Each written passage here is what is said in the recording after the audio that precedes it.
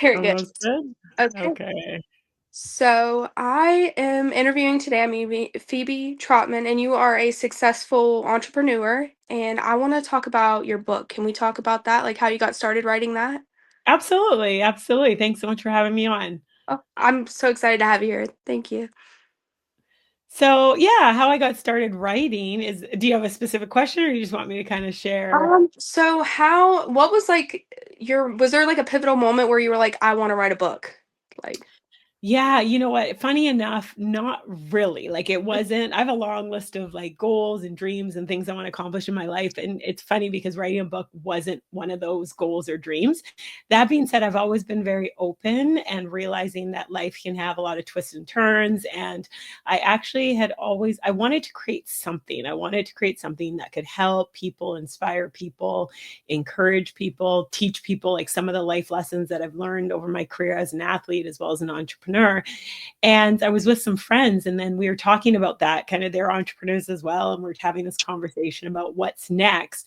And I shared that, it's always been on my heart to create something, and I wasn't sure what that was going to look like. And they're the ones who actually suggested to write a book.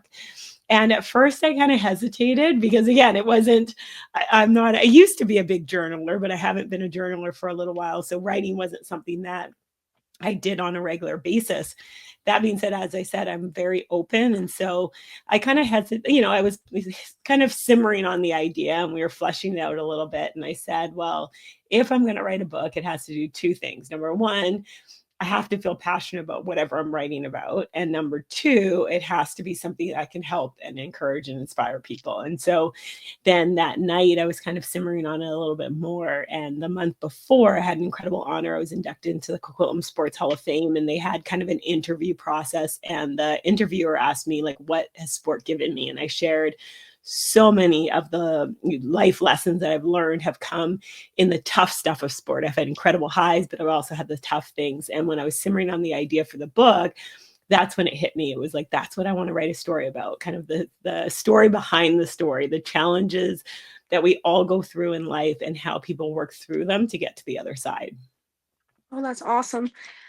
Did it impact you having a group of friends that were entrepreneurs to become one? I know you said it kind of, but how was that helpful for you? Yeah, absolutely. I mean, my parents were on they had full-time careers as well, both in social work, but they also were very entrepreneurial and had a lot of my mom had a home-based business when we were really young and then went into social work, and then my dad was a Dale Carnegie instructor. So they always had a level of entrepreneurial spirit, and that was something they always encouraged in my brother and I as a young age. And so although I kind of went more the traditional route, was graduated from university, was working a job, at one point, I always knew I would do something. I wasn't sure what that was going to look like. And then the way, again, being open, I found something that I loved and switched gears and as an entrepreneur. And then naturally being an entrepreneur myself, it was wise and it happened where I surrounded myself with other entrepreneurial people. And I think it's just really important to surround yourself with great people, regardless of whether you're an entrepreneur, whether you're working a career, whether you are whatever you're doing. Just make sure, I always encourage people to surround yourself with great people who are like-minded, who believe in your dreams and encourage you, and you do the same for them. And it's incredible what can happen when you surround yourself with great people.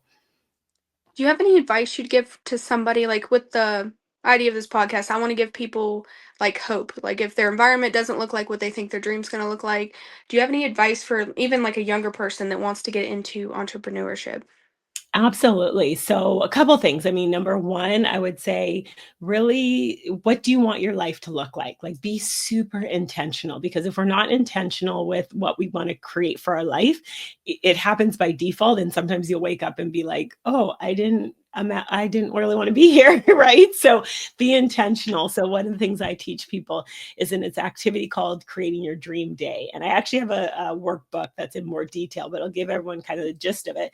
And it's basically to get a journal. You can get the journal that I created, or you can just get a pad and paper and a notepad and just sit with, like, what does a dream day look like for you? For example, Haley. So like, what does it look like from the moment you wake up in the morning to the moment you go to bed and close your your eyes, like, what does a dream day look like? Who are you with? Where do you wake up? Like when you open your eyes, what are your surroundings? What do they look like?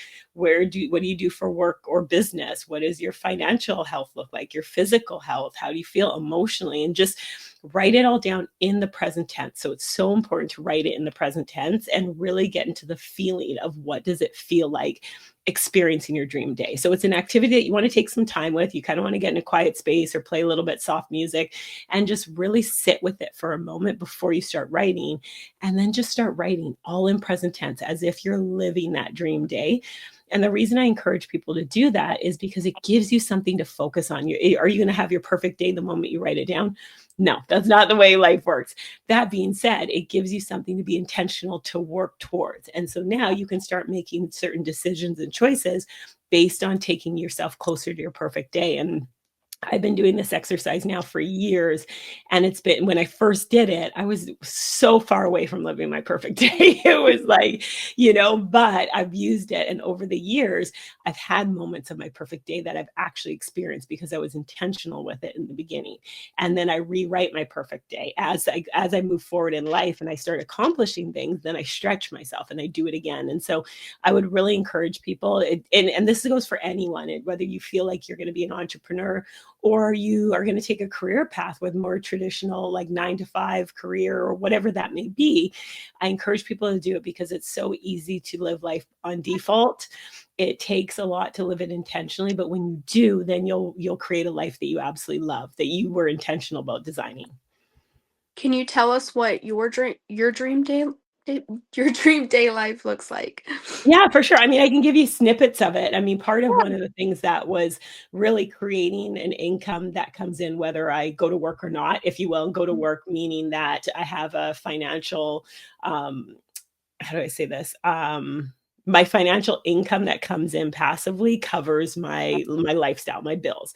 And so that was something that I was very intentional about, making sure anything that I align myself with has a source of kind of passive income, if you will. So that was a big piece, being able to kind of wake up when I want. I do wake up naturally quite early because I have kind of a morning routine that involves going to work out. And so that was all part of it. My physical health, feeling great, feeling strong. That was an important part of my dream day, if you will. And then also from a spiritual health piece is like really feeling connected in terms of my prayer life, in terms of like my faith journey and growing into that. So there's certain elements of it that I've already experienced and that I'm living right now.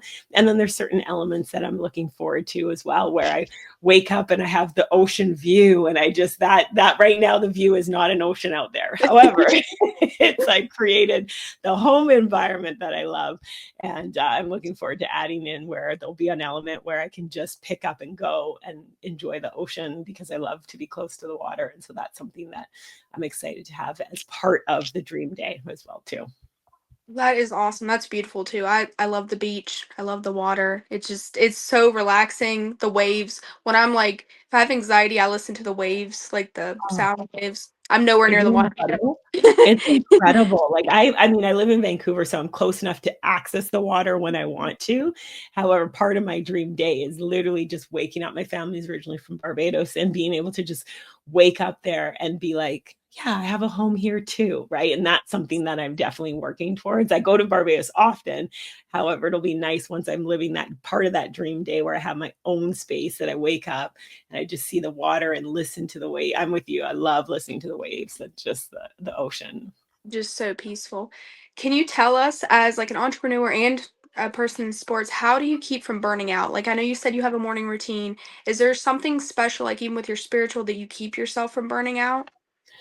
Yeah, I think it's as you learning to be in tune with yourself, if you will, and making sure you're doing things that fill your heart with joy. Like it's easy to get as an entrepreneur to just go, go, go, go, go. And naturally, I'm that type of person as well, being an athlete, that you're always like, okay, what's next? What's next? What's next? But also carving out time. Again, this is where it comes down to really being intentional, carving out time where you can just unplug, you can recharge. I mentioned I like to go to Barbados. That's a place where I go. And sometimes, depending on the length of time I go, there might be some work involved there. However, a lot of times it's just going and recharging and just having time with family, making sure that you're intentional about having that time with your family, that time with your friends where the phone's away and you can just really be present.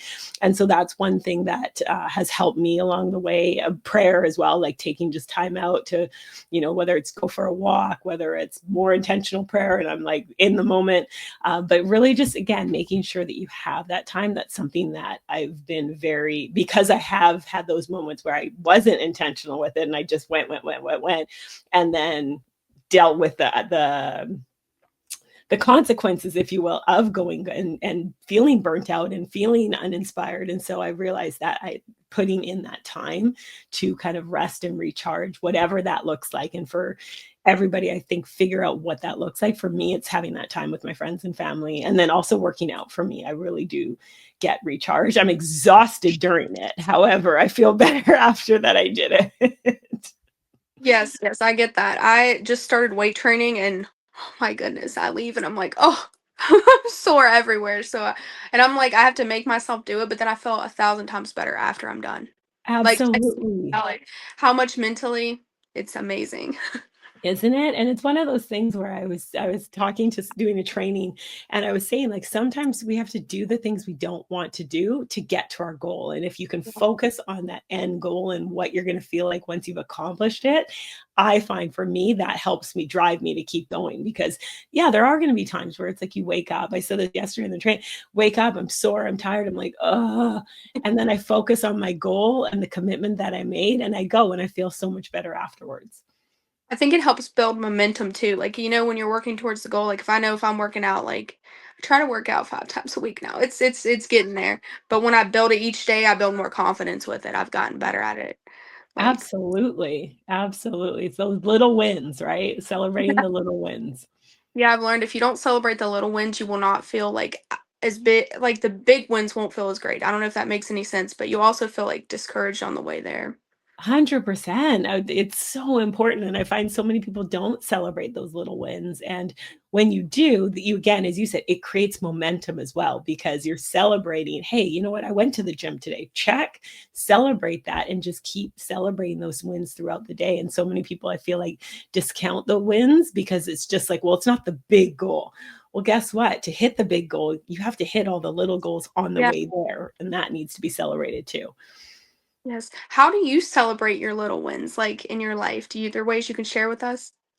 Yeah, it depends what it is. Like sometimes it might be where I actually attach a reward to an activity. When I was building my business actively, that was a huge thing for me. It's like, and because I didn't do it in the beginning stages, I was just like, again, go, go, go, go, go, go, go, next goal, let's go. And so what I realized was it wasn't an enjoyable journey because I was so focused on that end result. I wasn't enjoying kind of the process to get there. And Mm. so then I became super intentional and I do a reward. So basically every month what I would do is I'd set 3 big goals or relatively large goals. I think of my big goal for the year and then I'd break it down and I'd have 3 for the month that I'd be focused on and then I'd have a reward. And it could be anything. It might be, dinner at a fancy restaurant out. Sometimes it was a spa, sometimes I purchased something. Sometimes it was just as simple as where it was like going for an ice cream. And I say that in a way where it's not about the ice cream. Like, of course, you can go buy ice cream at any time, but it was really about the fact that I was intentionally celebrating something. So I made that going for the ice cream more special because it was attached to a reward, right? Or sorry, it was attached to accomplishing those goals. And so now it really does vary. I just got an espresso machine because I really wanted that was attached to a goal that I accomplished. So once I did that, I got this fancy espresso machine. And now every time I see it and I make coffee, I'm like, yes, that's because I hit that goal kind of thing. So I always encourage people, it can be whatever you want it to be. Sometimes make it a larger one, sometimes make it a smaller one. Because the other thing is too, depending on your resources, in the beginning, it wasn't, okay, I'm going to go buy an espresso machine. It was like, again, the ice cream. It was something smaller or going for a walk with a friend and enjoying a fancy tea with it. Or it was always something different. But again, it's not necessarily what the reward is. It's that process of being intentional. Set a goal, set activities to support that goal. When you do that, celebrate it. And it could just be like this pat on the back. You did it. Yes, I love that. I love how there's a variant in the rewards like you can do because like you said in the beginning, you might not be able to reward yourself as big as you will on the end of the journey. So I really like that you put that. Can you tell us a little bit about your book? Absolutely. Yeah, so the name it's actually a book series, so it's a planned book series, so there's 2 books right now in the book series, and the title of it is Never Quit on a Bad Day: Inspiring Stories of Resilience. And the books are really a collection of short stories.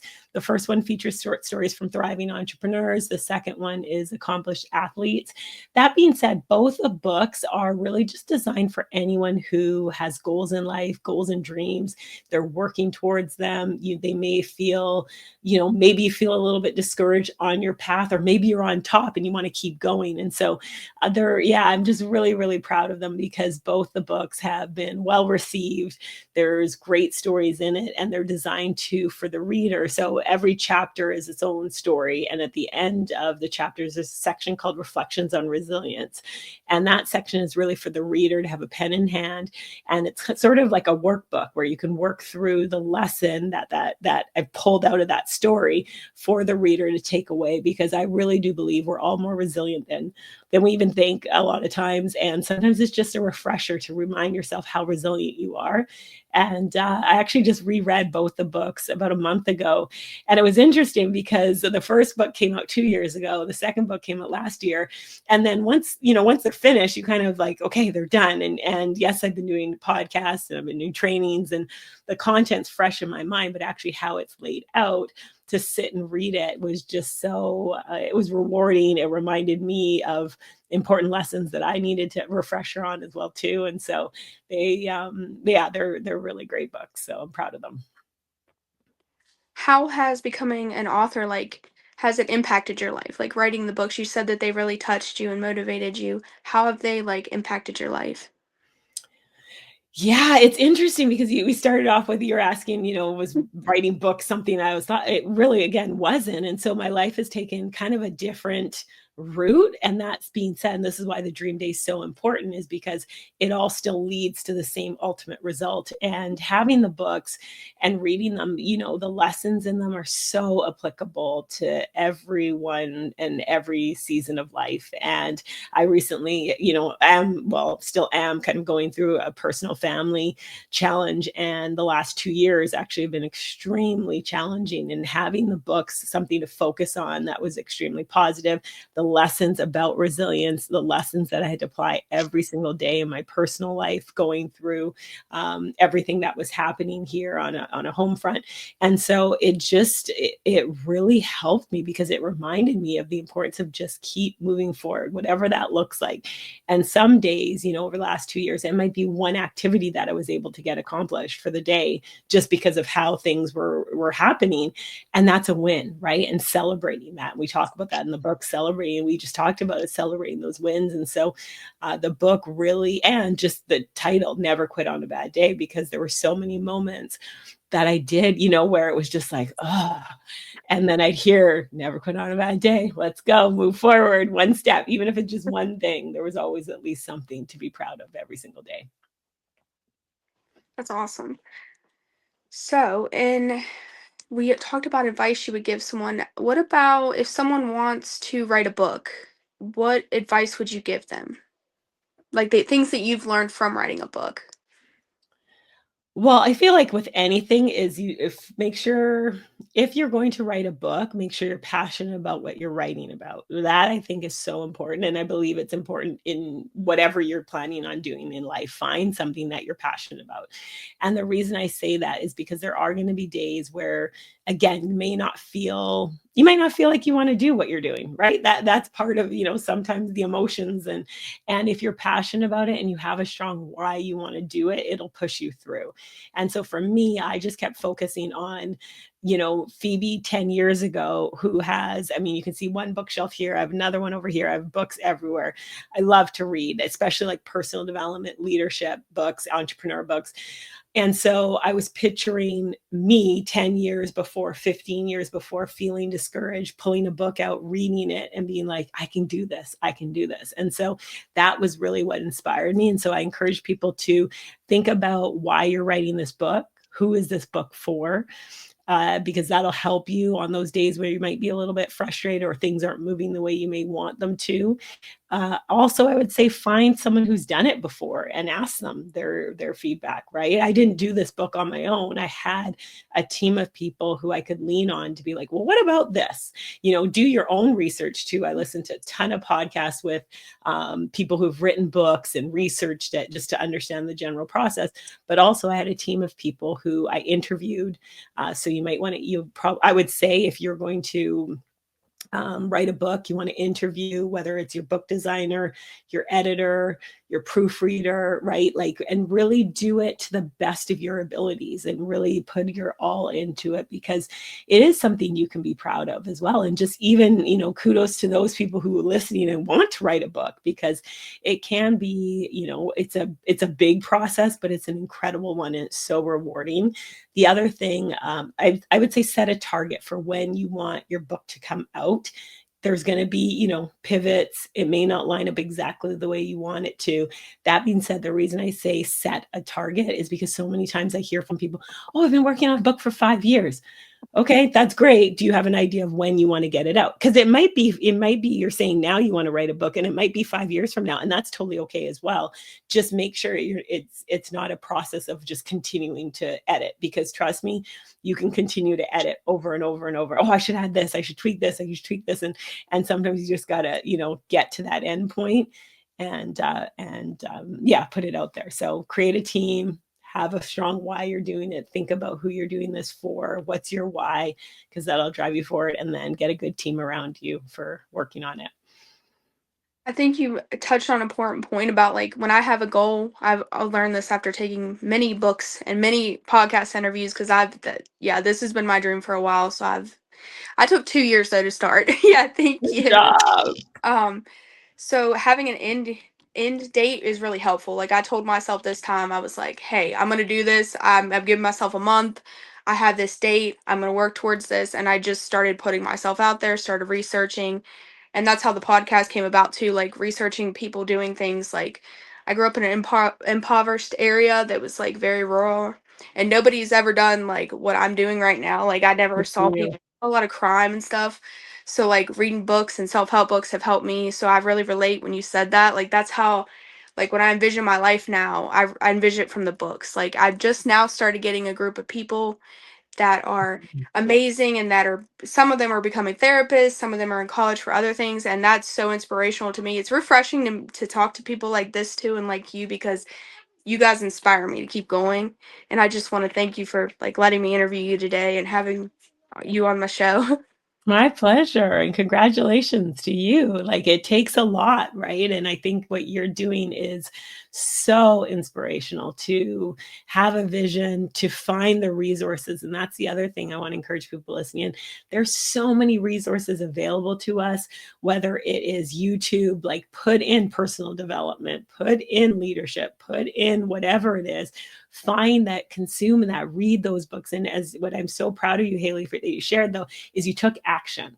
Because so many times we can sit there and just read and read and read and watch and listen and listen and listen. At the end of the day, it comes down to taking action. And sometimes you're going to take action and then you might have to course correct. That's okay. Or sometimes you take action and you learn something.